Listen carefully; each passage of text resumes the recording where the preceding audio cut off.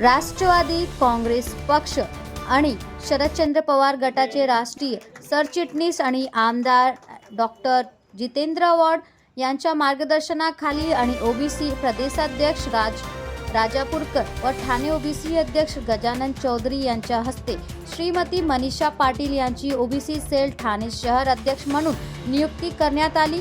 OBC sale Thane शहर अध्यक्षा श्रीमती मनीषा पाटील यांनी या महत्त्वाच्या जबाबदारीसाठी योग्य निवड केल्याबद्दल आभार व्यक्त केले। काय सांगाल तुम्हाला जबाबदारी?